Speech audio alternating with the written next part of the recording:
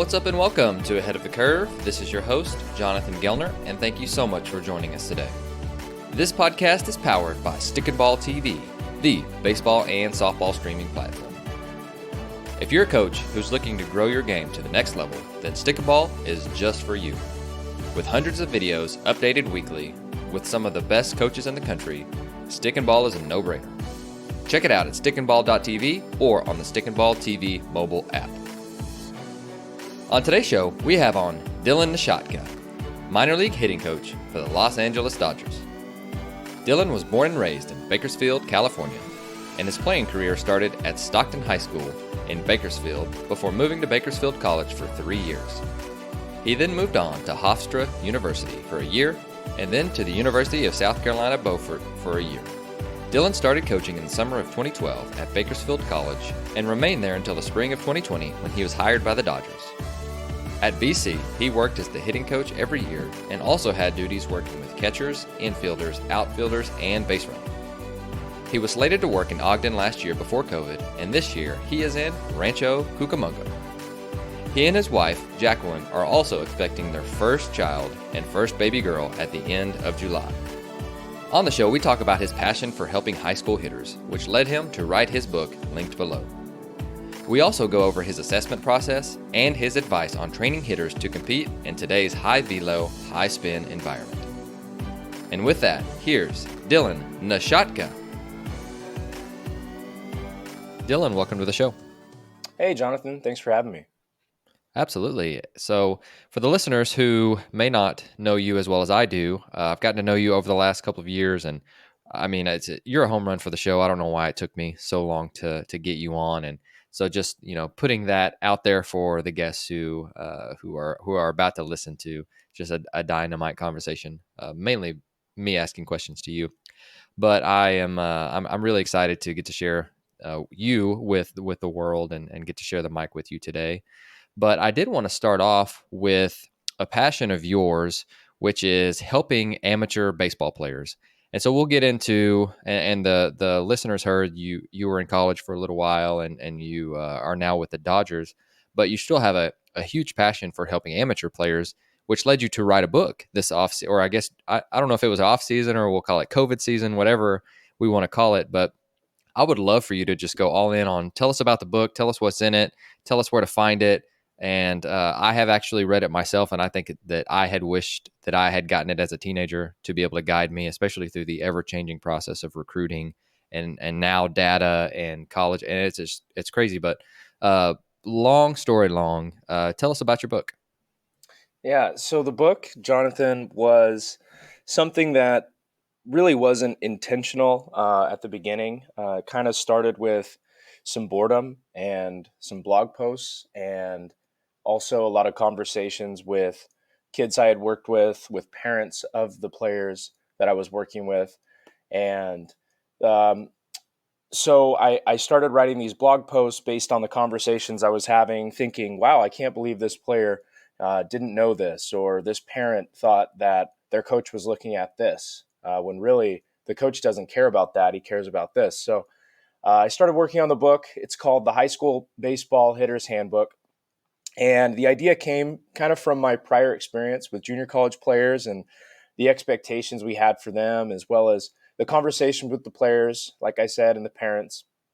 But a lot of players have simple questions like, just what do I do in the tryout process? What's my coach looking for there? Do I need to lift weights? What types of strategies do I need in game to adjust to pitching and to make myself successful on a consistent basis? So I've highlighted all of those in the book. I've also included some notes on college recruiting, again, kind of from my time at the junior college level. And now I have some great friends who've spent a lot of time in the Division I and II and NAIA and Division III and all of these different levels. And so I've kind of collected information from them, from my own experience, and just to kind of help with the timeline of recruiting, what a player can expect, when they can expect it, and maybe some conversations and conversation notes that they can have with coaches. So, and I think it's called the High School Baseball Hitter's Handbook. Most of it's kind of applicable to position players, or even pitchers, but there are some points geared specifically toward hitters as well. There's a hitting journal portion. And so I try to hit all the points in there. It's a 124-page book. It's digestible, I think, to a high school age player, and also hopefully useful to players and even coaches. It's like maybe 4 years worth of conversations you might have with a player, kind of packaged into a book, hopefully, to help that player to be better at his high school and then be better served for college. Definitely. And I mean, I like I said earlier, I read it in one setting. It's very digestible, very, it's very well thought out, and it's something that you could go back to from time to time if you have questions about different things like that. I will also put a link down in the show notes for those who are curious and can find it on Amazon, and I'm sure all of the different places that you buy books. But I would love to really dig into hitting. And I mean, I know that that's something that you're also passionate about, and we can go in whatever direction that you want with this. But just as far as the assessment process, it's going to be different from younger players, teenagers, to the guys that you're working with, which some of them may still be teenagers, but they're a lot bigger, stronger, and faster and professional than most amateur players. But start with the teenage kid who is in high school. I mean, what are some different things that if they sent you an email, or if you were going to work with them in the off season, what would your assessment process be, just to figure out, hey, what do I do first with this player? So if you don't mind, just walk us through that a little bit. Yeah, well, I think the first thing is figure out what makes him tick. Like, what's his personality like? What's something I can connect with him as quickly as possible? So, and maybe also with that, maybe a 1A to that topic would be also who is his idol or mentor with his swing now. So if I can figure out maybe if his dad taught him his hands, and his dad's his idol, and he taught him how to use his hands, probably the first time I meet the player would not be to talk about his hands. Like, let's just listen to him about his hands. The swing is it's so difficult to build a swing that has no holes. So um, there's going to be something else going on that we can probably help him with that day. But find out what his personality is like, and also kind of who his idols are for his swing that was built. So that'd be number one. Number two, what kind of misses does he make? And misses meaning, like, does he actually swing and miss, or is there also like ground out, fly out? Like, is he hitting balls on the hands, off the end? What kind of misses is he making there? I think is really important. And then what the last thing would be, what kind of movements are leading to the miss, or what might be lacking. So is he needing more movement? Some are. I mean, we're a lot of times looking at swings and thinking, oh, we could take movement out, take movement out, take movement out. But I think there's a lot of times we need to actually add movement too. So that would kind of be my hierarchy, I think, Jonathan. No, I really like that line of questioning, because I think the swing is so personal to us, and it's something that, and this is something that I learned with some of the Latin kids, especially whenever you go to spring training, and I don't know some of these guys, but I had heard, I think you even mentioned that question last year, and on our group chats. And so I started using that, and it was amazing to see, okay, they're modeling their swing after X player who had made this impact on them, or even you mentioned their dad. And so for us to strip that from them in the first session without gaining any trust or love or even just sweat equity time with them, then we're going to get some pushback with that. And I think that that's a really, really great point that I want to hammer home for our listeners too, because I've been super guilty of that, of being like, hey, that's just not going to work, right? And if that's the first thing that we go to, then I do think it has to be a conversation like you're talking about, and really finding the why behind it. And so I just want to, again, is there anything else that you'd like to add to that point? Um, well, that's just I think that's just the foundation of it all. You hit on it, is figuring out what I would say the player is okay with changing, or um, what nobody really wants to make a change. Otherwise they'd be making changes all the time, which wouldn't be good. But yeah, I guess figuring out like what's your avenue, what's your window to help him. And when you do have that opportunity, when the player's ready, willing, and able, that yeah, you just have some feel for the player. It's tough. It's really tough to learn that, and especially if you have a very limited window to work with him. If you've got a day and like mom and dad brought him in and he doesn't even know he has anything going on with the swing, um, it's going to be really tough to learn, to learn that. But yeah, maybe asking those prying questions like, hey, why do you do this with your leg? Oh, I do that with my leg because my favorite player is Fernando Tatis. Oh, cool. Let's look at Fernando Tatis's swing. And then you're going to have an avenue to work on a few different things. No, that's fantastic. So one of the next things that I want to hit on with you is after we go through the assessment process and we're talking through all of this stuff. It is a two-way conversation, and one thing that I have picked up from you is that you are a super good listener and a really thoughtful question asker. And so I think that that's something that I really need to one do a better job of asking those probing questions, making sure that I'm on the same page with them rather than, hey, here, and I mean, we're so limited on time too that it's a balance for me of, hey, it probably depends on the time of year too. Or is it in the middle of a season? How long is this going to take? How much of a relationship do I have with this player? And I love that those aspects of it, because it is, is it something that's going to affect him long term versus short term? Are we trying to win now versus are we playing the long game? And all of that stuff goes into it. And so I love the depth of that one question, and I just, again, I need to start using that more.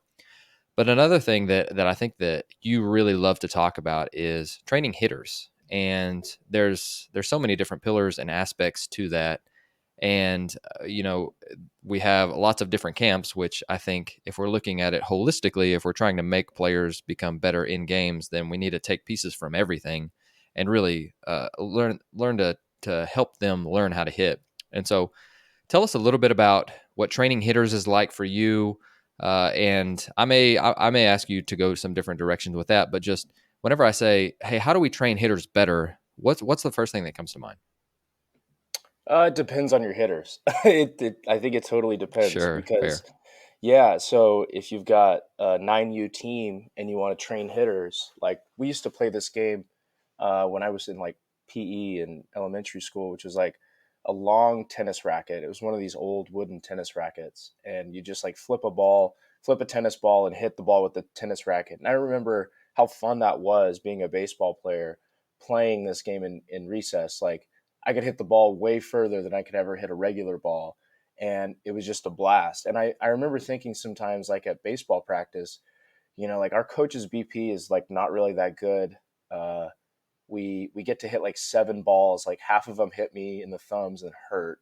I wish we could just play this at practice sometimes. And so like if you're a 9U team, and these kids love to play at that age generally, and but maybe they're falling out of favor with the game because it's just maybe they're practicing a lot, and mixing in that, this is just a dumb idea, but mixing in a game, to practice what you're doing. But with pro hitters, it's the same. It's like you just got to have feel for what's going on. They have a routine, and they're going to stick to some specific sets of routine. But there's a lot of conversations going on with myself and the hitters. And hey, is there something we need to tweak with this routine? Is this routine? Do we need to add something in here? Maybe a different drill? Do we need to add a new feel in? Are we struggling with some pitch type? Maybe we need to get you just like a different look at some pitches, start you open or closed, or maybe your timing is in a weird place and we need to do some timing drills. So I think there's a lot of different layers to work on in hitting. The timing element is important. Your timing gets better the better you move, so you need to work on that too.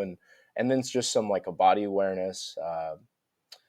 different fun things that maybe build body awareness and even competition, right? So you can be the best. You can be the best batting practice hitter. We all know, like the 5 o'clock hitter who crushes batting practice, and then the RBI situation comes up in the game. He gets first pitch fastball down the middle and can't pull the trigger because the fans are there. And so if you're practicing competition, sometimes you can, I guess, kind of prime guys for that position. Um, but yeah, I think long again, like you said earlier, long story long. Um, it would really just be like finding out what your group needs based on their age and that time, and it's always evolving. It's Absolutely. Yep. sometimes I feel like I have the right answer for like the destination of the ship, and I'm just like, all right, guys, here we go. And then 2 weeks later, it's like, all right, the ship has shifted course. We need to turn back. So that's, I think, what's really fun, and it's fun to try to keep the pulse of the offense too, and the pulse of each hitter, and seeing like where they're at. That's a really fun part of coaching for me. But yeah, long answer for you there. No, no. Keep with the long answers because I love hearing you work through the different scenarios just because everything we do as coaches, there's going to be some of it that is pretty cut and dry, but most of it is so variable depending on the situation that we're in, the players that we have, the time of year, what the energy of the team is like, what all have we covered before. And so it is I like the long story long just because you are going through the depth of what it takes to work through different situations. And part of that's probably me asking not cut and dry questions either.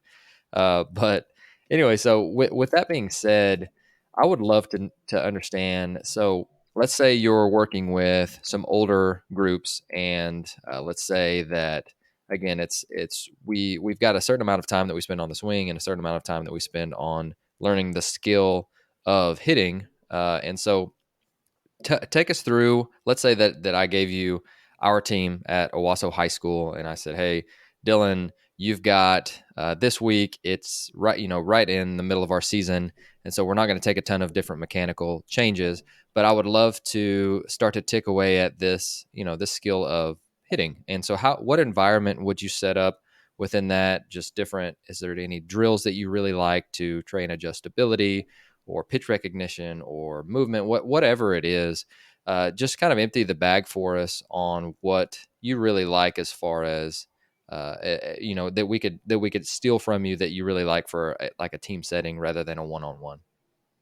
um, I kind of like throwing the house at them, to be Okay, honest. sure. So based on what they can do, you never want players to get put into settings where every like swing is just out of panic, and they're just trying to touch the ball. So sometimes that can happen with really high velo machine, or maybe some spin that's just ridiculous. But I kind of like throwing the house at them. So for training adjustability, we do like this long pepper game. And I do it with our guys. I actually did it at the college when I was there too, and it's stolen from Bob Bennett, who was at Fresno State, longtime Fresno State baseball coach, who's in the ABCA Hall of Fame, and he had this pepper game that he used with his team. And so you just put like two infielders on each side of the infield. You play them on the infield grass. You throw them really kind of soft BP, and have the guys tell the player what direction they want the ball to be hit. So left or right, and like as the ball is being thrown, and that way the player can't really cheat too much with their body. They're kind of getting to the same place every time, but they're manipulating the swing a little bit. And um, I'm not a huge fan of like barrel manipulation in the game, but I think it's just from a hand-eye standpoint. I mean, the ball's going 25, 30 miles an hour, and it's a pretty low intensity. So I think it's a fun way to work on some of that. It almost simulates like getting a slider in the game, but like still looking fastball. So I like doing that long pepper game. At the college, we did it kind of like a championship setup. We had like 4 fields going at the same time, and the champion field was like the main field, and then the other 3 fields were in the outfield. And so that was fun. With our guys here, we do it once a week. We didn't do it last week, but we've typically done it once a week. And then, like I said, the other stuff, just throw the house at them. Like hard stuff, they need to see as hard as you can throw them, with them still hitting it sometimes. I've heard you need a success rate of like 70%, but baseball success is, I don't know, kind of different, in the fact that to hit a ball perfect, which I guess is success hitting, is really, really, really, really hard. And it just doesn't, even the best players don't hit it perfect every time. So you just have to dial back the speed if needed. But, and then throwing spin at them, or either throwing curveballs yourself, or just having a machine with curveballs, which would be preferred for sure, to save your elbow and shoulder and all that. Variable flips even. So if you're throwing flips to guys, like just throwing them fast, soft, kind of one thing I stole from some of our players who are with us now is they would come into the cage and say, hey, throw me a fastball curveball in flips. And I'm like thinking, man, I don't know. This is maybe bordering on like eyewash, man. I don't know if this is going to help, but yeah, we do it. But like, then I grew to like really love it, because some guys will just take the curveball, but they're just looking for the spin. And then they're looking for themselves to be on time for the fastball. So like, I'll try to like sneak fastballs in with flips, and they're just on them. And then others will want to swing at both. And it's a simple way to work on some variability. You can do it with probably wiffle balls. Like even you could do side toss with wiffle balls and just change speeds. So that's a really easy one, and I think something anybody could use. No, fantastic. So with the variable flips, one thing that I wanted just to get a little bit of a better idea on, are you changing speeds, or are you even changing like the grip and the spin for those? Yeah, both. Like a couple of the guys like two seam versus four seam.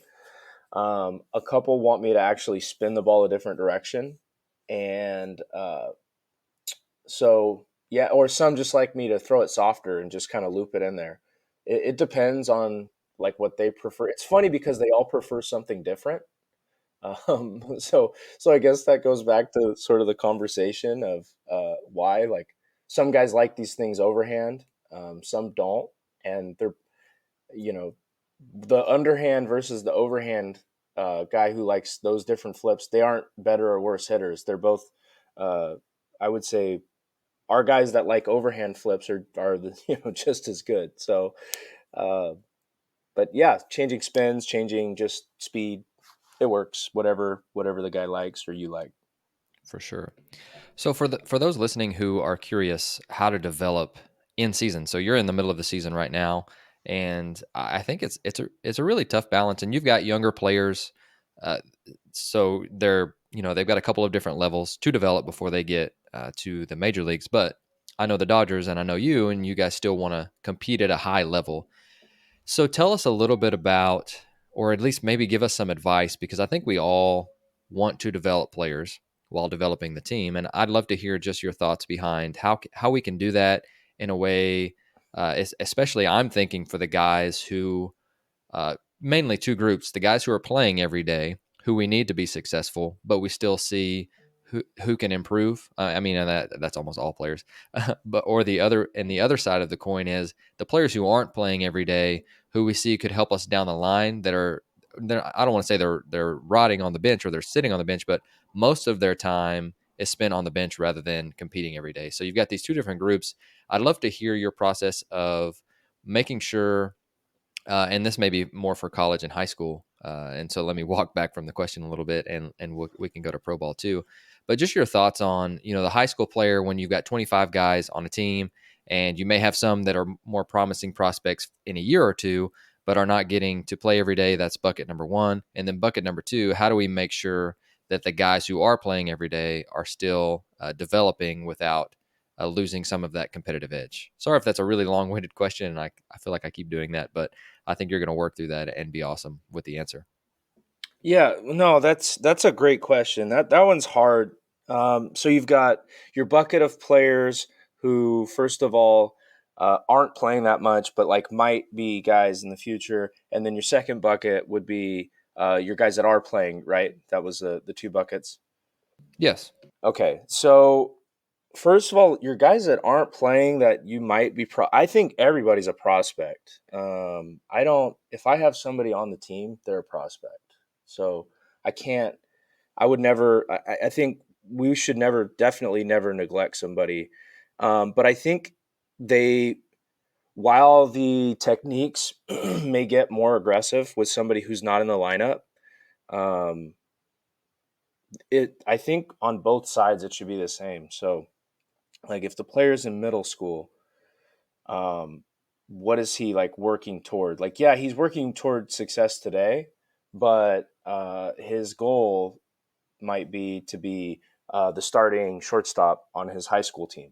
And then if he's in high school, his goal might be to be the starting shortstop at Vanderbilt. And then if he's at Vanderbilt, his goal is probably to be the starting shortstop for an MLB team. So they're while like younger players don't always have a sense of where they want to go, or they have a vague sense because they don't understand maybe the work that's going to be required to do it.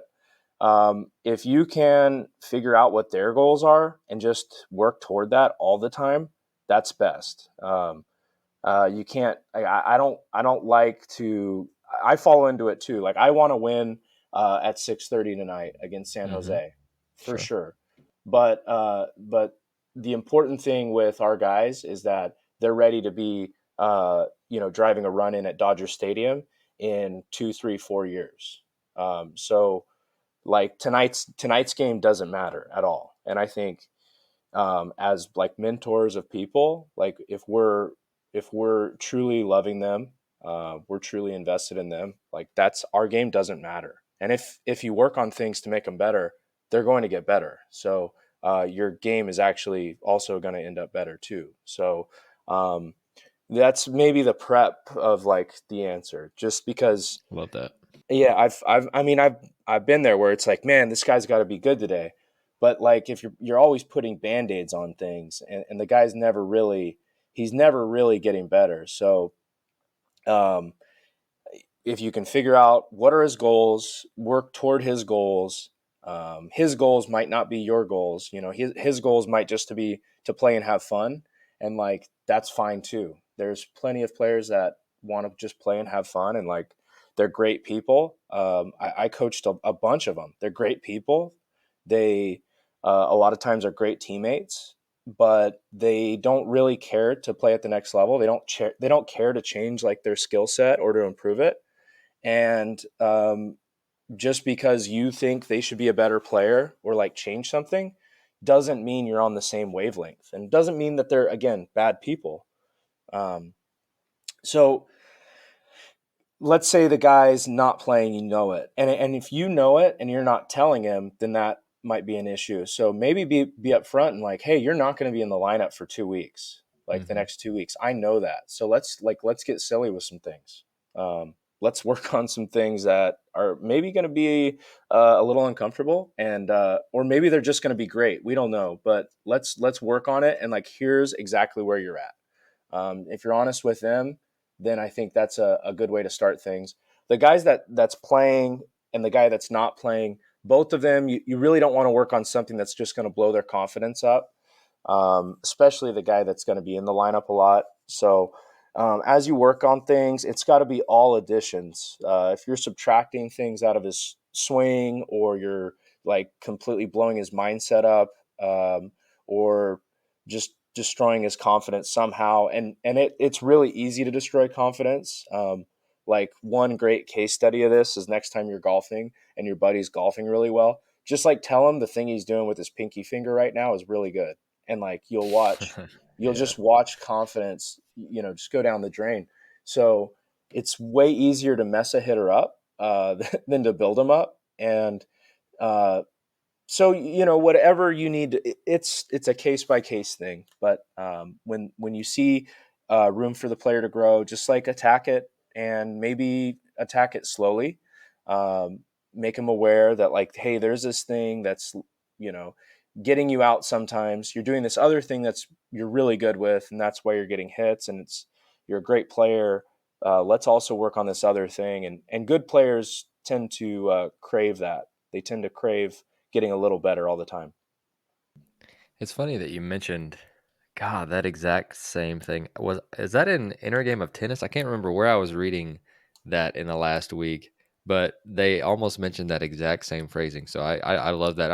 And I really need to use that next time I'm doing something. Like, hey, what is your what's your big toe feel like right now? Just to, if I'm competing against somebody, that's really, really good.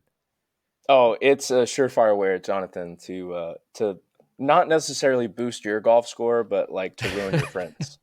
No, well, you got to win some way or another, right? I love that. So the next thing that I want to dig into you with, and I know that this is something that you're passionate about, and that's the mental side of it. And I've really started to dig in more and taking this summer to really dive into best practices. And again, it all depends when and how to approach it, what type of relationship that we've got, but just from your experience, from you work with youth age kids, probably 8 to 10, all the way up to guys who are going to be in the big leagues in the next couple of years. So just talk to us a little bit about what the mental game is, what it means to you, just some different best practices, things that you like to help with or to help them be aware of, and just things like that. Yeah. Oh my gosh, the middle game is so many different things. So it's like it's your ability to prepare before the game. So that takes its own like mental clarity, but also sort of mental strength, especially in the pro game. Like these guys play a lot of games in a row.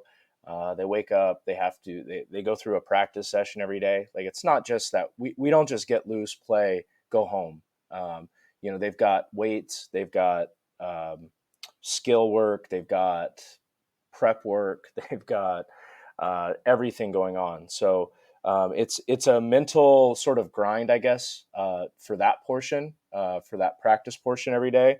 So there's like a mental strength element to that. Then you've also got your like mental focus element, which is when I'm in the box, can I can I clear it all out and get ready to play? There was a player I was talking to with us who said, "Man, I hear everything when I'm in the box."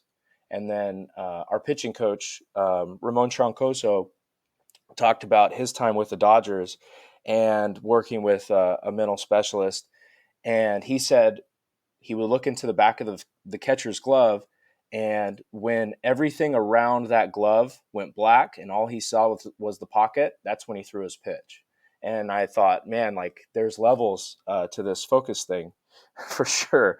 And then there's also with the mental game, there's also this recovery element, like during games. Like, okay, I took a bad swing. How do I flush that out? Can I take a deep breath? Can I look at a focal point? Um, and then, I guess the last layer of the mental game would be, can I take the things I did, look at them objectively and not subjectively after the game, and then make those adjustments for tomorrow's game, and then do it all over again the So next good. day. Yeah. So there's so many layers, and um, like it's not just being confident. Like there's confidence gets thrown around a lot. It's very important. Confidence for me is like the most important foundational layer of being a good baseball player and a good hitter. But it's not like confidence like having seven chains, and kind of like walking to the plate with your shoulders back, like not bravado. Confidence is Sure. more like this inner feeling that you're like you're ready, you can win Hmm. the situation, and hey, maybe I got a broken finger, but like I'm going to win this situation, you know. Hmm. Um, so yeah, the confidence element.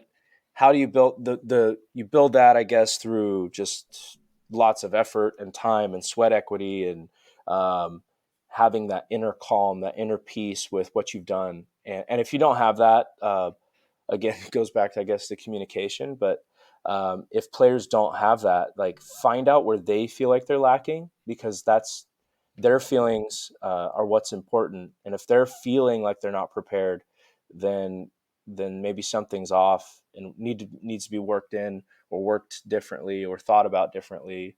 Um, so again, that's a really long answer, but like, there's so many. The mental game has so many angles to it.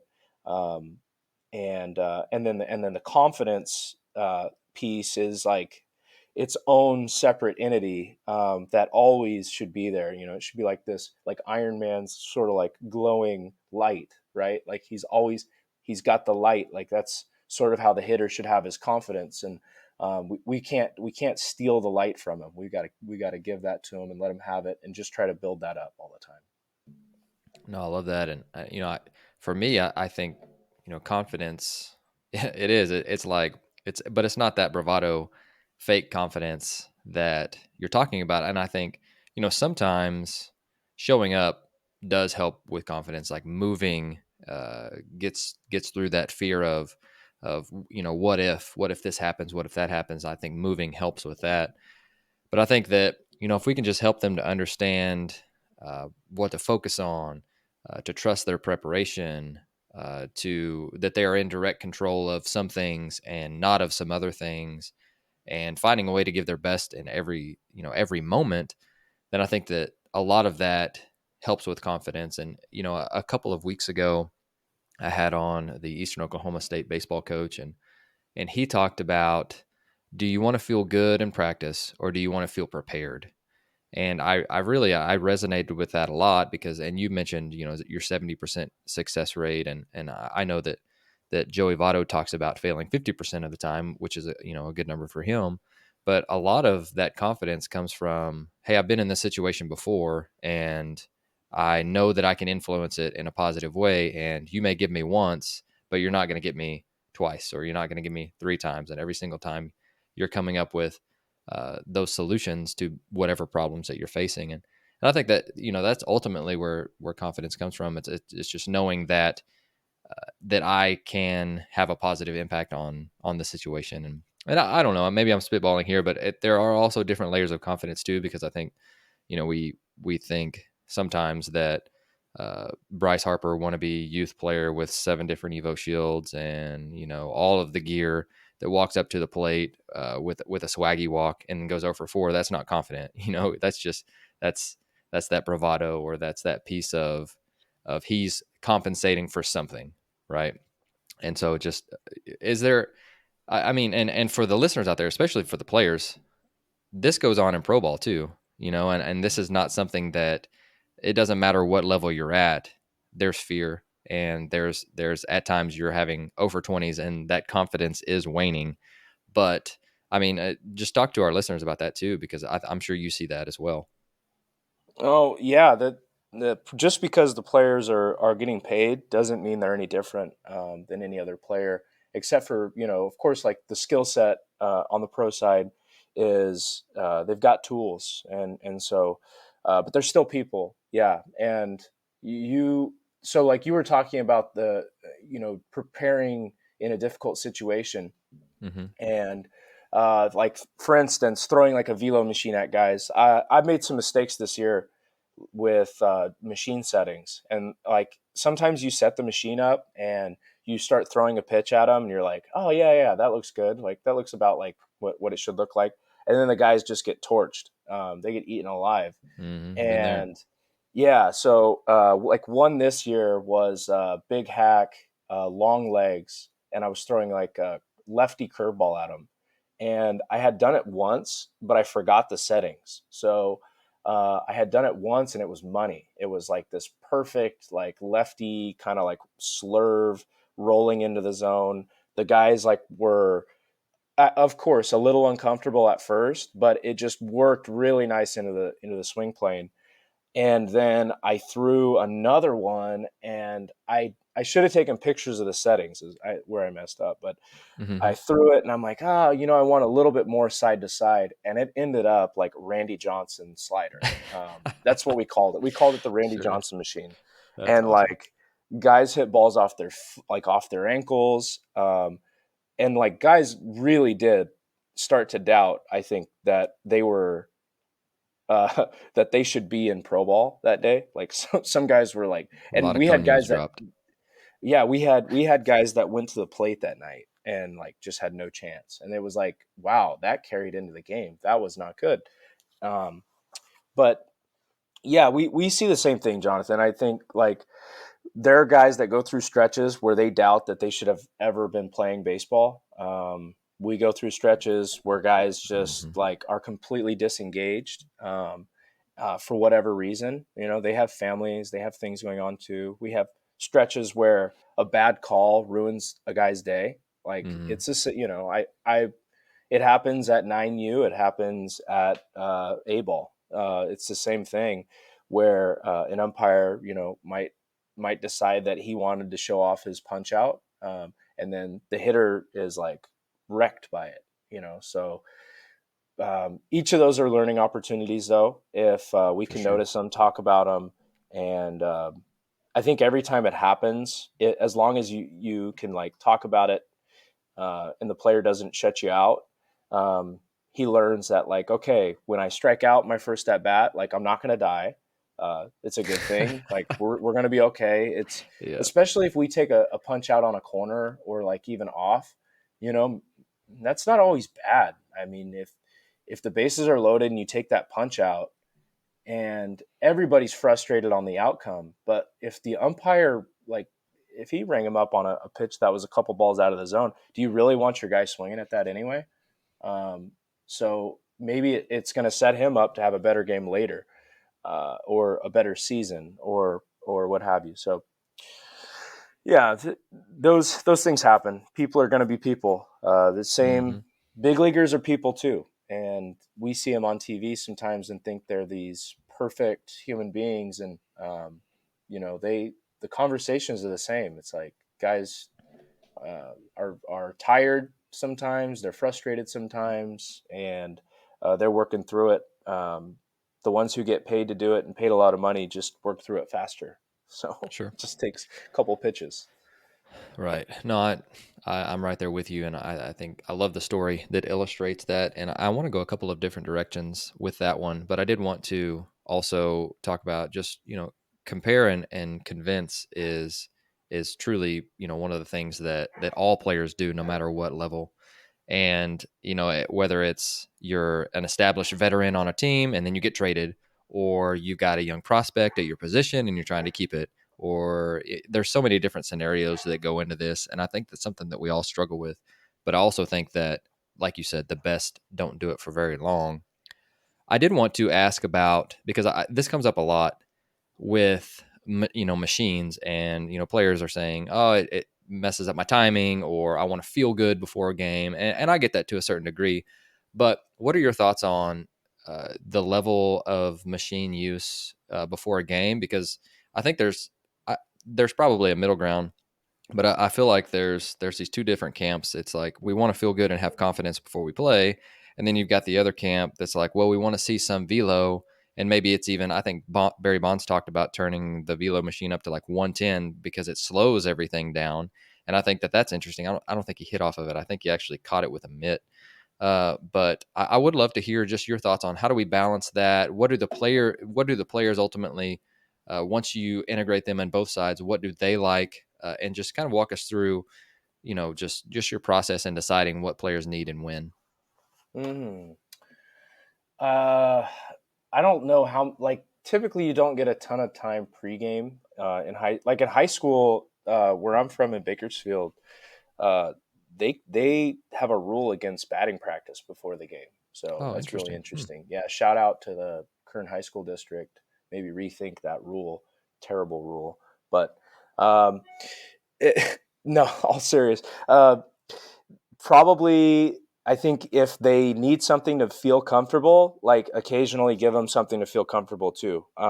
We don't need to like break the player and mold them into what exactly we need. Um, I think it's important to see machines sometimes. It's important to see some velo sometimes. At the younger the players in our organization, the more hesitant they are to machine. But typically, the older they get, like the more they realize. I'm seeing this machine because the guys in Double A, they ride it. They throw 94, 95 at the top of the zone or more, and they've got plus ride, which makes the ball appear to actually rise on me. So I need this fastball velo machine because it's the only thing that can simulate it. So this is what I actually need to work on that. And that doesn't mean they if they have like a big leg kick or something that they use the big leg kick. Maybe they just don't move their feet, but it's just something that they see to see the ball with. And there are guys that really don't like the machine. I mean, there are a few, especially with like at our level, and we just also try to give them flips. Like we don't always just hit a bunch of velo then go into the game. Like on Sundays, we Sure. just throw flips at them.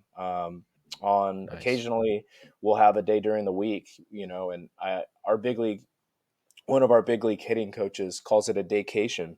We'll give the guys just like a little extra I time. really like that. Uh, yeah, so like we'll give them a little extra time before they get to the ballpark, and so they can sleep in and maybe get a nice breakfast and stuff like that.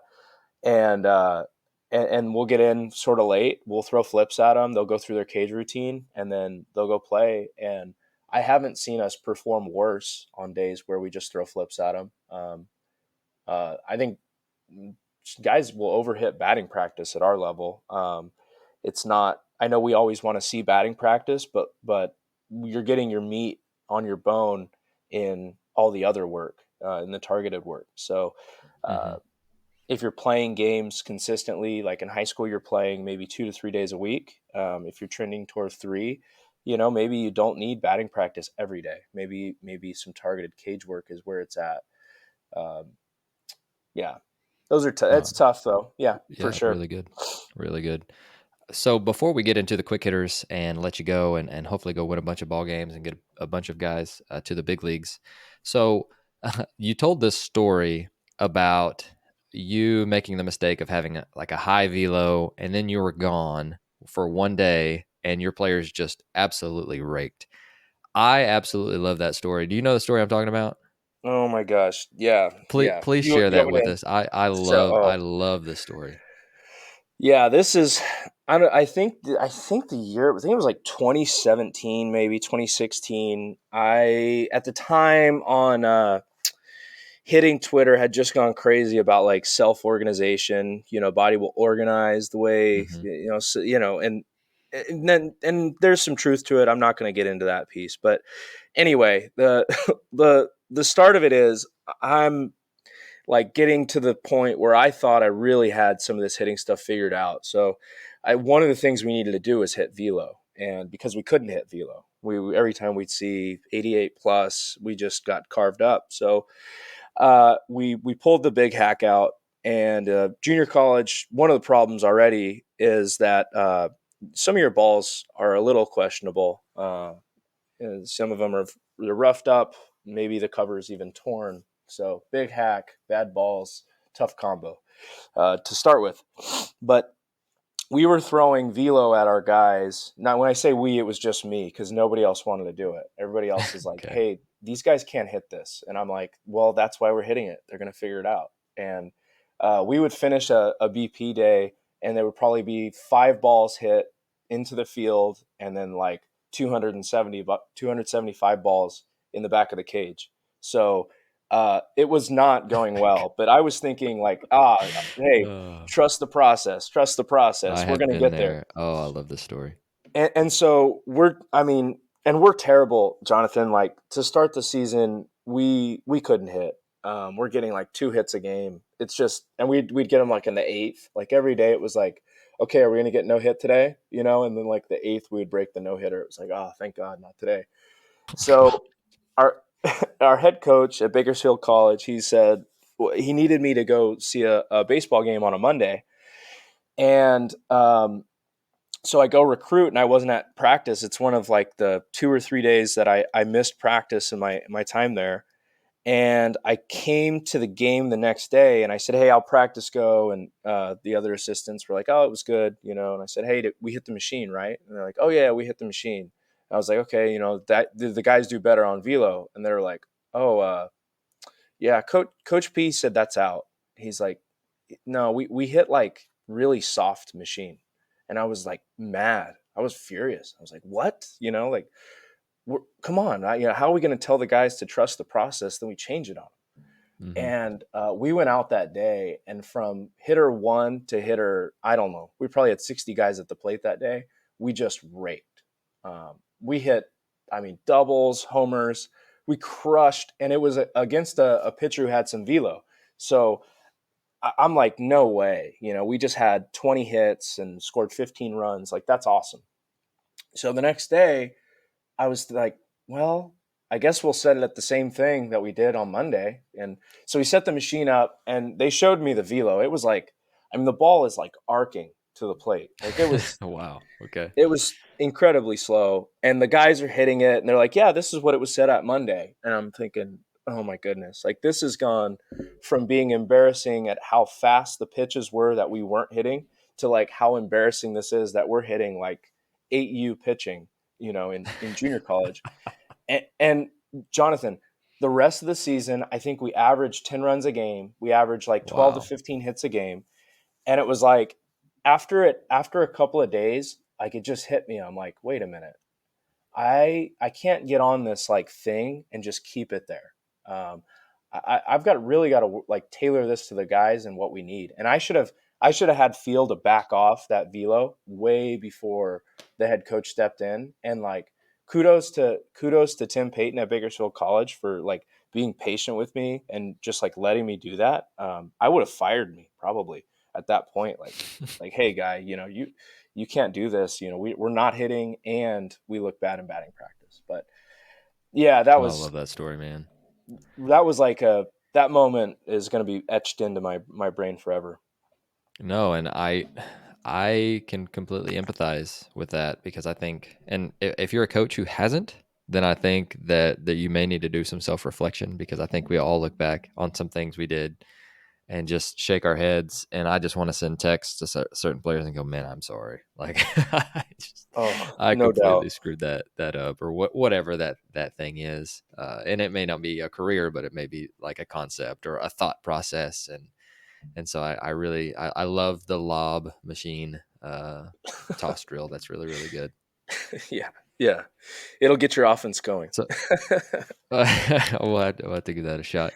And it's funny that you mentioned that. So the last week of the season, and this is how variable high school baseball is. So we were in regionals, and we hosted a regional, and so the first game that we played, they the team wasn't that great, and they decided to go the opposite direction of, hey, these guys see 85 plus all the time. We're going to throw, I kid you not, topped out at 59. And so we saw 59 on a Friday. And then we turn around the next week and we see probably the number 2 righty in Oklahoma who was 92 to 94 and then would touch 95. So that's like a week split in the week, or in the process of becoming a high school hitter. And so understanding that we're going to see both of those extremes, and man, it's tough. So just understanding, like, velo every day, and it's just, for me, it was one of those moments of, we've got to learn to hit the soft stuff too, which we're going to see from time to time. Yeah, buckle up. We got to hit it. Yeah, Yeah, our no doubt. worst inning of the year here in Rancho was a like position player on the mound. Mm-hmm. We've had a couple, but we had one who was mixing in like I don't even know what the velo was, but an ephus that was incredibly slow, and we didn't even know what to do with it. And I didn't even know what to say. I said, like, hang with them. Like, let's Mm-hmm. just there's not much we can do. That's kind of tough. Yeah. Well, and for me with the high school guys too, I'm sure they may not be saying this, but I'm sure that they're thinking this of, why is this guy getting me out? Or you hear this from amateur players all the time, if he's throwing too slow. I'm like, Well, what his job is to get you out, bro. Like, figure out how to do this. And it's some of it is a mindset of I can't believe I'm getting out against this guy. Then you get out two more times, and you're just you go through that the confidence waning stage that we were talking about earlier. But I did want to throw that in there because I didn't even realize that was the same week that we saw 59, we saw 95, and it's like, oh man, we better buckle up and be ready to go. That's incredible. Yeah, for sure. But I know you're a busy guy, so I want to get to these quick hitters before you go. And so, one of the things that I love getting to talk with the guests is what they're learning. So, what is something that you've learned lately that you're really excited about? Well, Spanish. We've talked about that. We talked Hmm. about this a lot. Sure. Spanish is something that is always evolving, and we've got great support here with the Dodgers, and so we're working on it. I wouldn't say I've learned Spanish. I'm learning. It's It's it's a tough. It's process. a process, yeah. But also just talking a lot about like hip and shoulder function with our trainer here in Rancho, our strength guys, and some of like the dysfunctions and like the reverberations from some of those issues, like talking through that is really big. It like the anatomy classes I took in college and exercise physiology and all that, they're great, but there's not a lot of like baseball specific anatomy and physio or exercise physiology classes. And the throwing and hitting, they're just so complex that when there are some like deficiencies, I'm sort of learning what'll come from those, what we can do to band-aid or to build, and so that's been really interesting. Oh, I love it. So, second question is, what is something that you've changed your mind about lately, and why? Definitely quality versus quantity, and quality was something like there was a quote I heard, which was the hitters that hit the most, um, but at the same time, I've learned that that's not always true. Quality, the quality has to be there, because if you take 10,000 hacks, and it's really unrefined and you're not improving anything, you're just getting tired. So you w- definitely we want to attack like quality in all facets all the time, and that's not something that maybe I wasn't thinking about before, but now I'm hyper mindful of the quality of the swings. I love that. Next question is, what is a drill that your players love that we can steal from you? And I'm going to take away the different seamed and the different speed of flips. So what's another one that we can steal from you? One of our guys was asking for like a competition day in BP, in spring training. So we did one there. We've done a couple since. So like competition BP and like throwing some type of we I throw like a gift card. Actually, last time it was $20 because I didn't stop and get a gift card, and we hadn't done a competition in a couple days. So we did a we did a competition on the clipboard as a $20 bill, and that was pretty fun. That was just a competition. I think we hit velo machine for barrels, and the guys just basically said yes or no, like yeah he barreled that or no he didn't, and we crowned a winner, and so that was cool. But yeah, they really like that, and I think at the college level you can't give away money, or high school level you probably can't give away money, but you probably can give away some swag, and you might have like that sweatshirt that's more than 4 years old. That new sweatshirt, that's like 5 years old, so nobody has Sure. it in your organization because they're Hmm. they're only there for 4 years. So pull that thing out, and like there you go. Now you have a baseball sweatshirt from your school, and like it's a really cool swag item that the guy might want to get because nobody else can get it. So That's awesome. I love that idea.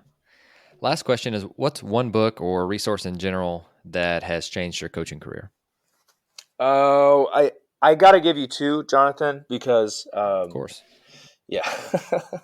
So the first one is Chase the Lion by Mark Batterson. So um, our mutual friend Tony Capicilli turned this on to me, and Love Tony. yeah, he's awesome. Anytime he makes a recommendation, I usually look into it. And so Chase the Line is really good, and I think it's a great for any coach who maybe like looking at their aspirations and thinking, is this what I want to do, or is there better? Chase the Line is a great one. And then the other one is Who Moved My Cheese by Spencer Johnson. It's an older book, really quick read, but nice little tale about maybe the way we should look at things and constantly be critical of our own process. Well, awesome. Well, Dylan, man, I love the conversations we get to have, and so I'm thankful that we got to share this one with thousands of listeners. But I put your contact info in the show notes, and again, let me be the first to say thank you again for sharing as much as you did. Is there anything else that you'd like to tell our listeners before you go? No, I mean, we're all in this for impact. We're trying to make our players and hopefully the world a better place. And so I think this show is a great way to help coaches do that. And thanks for having me on. I mean, I'm flattered to be on with you've had some outstanding guests, and just flattered to be on the show. Thank you, Jonathan.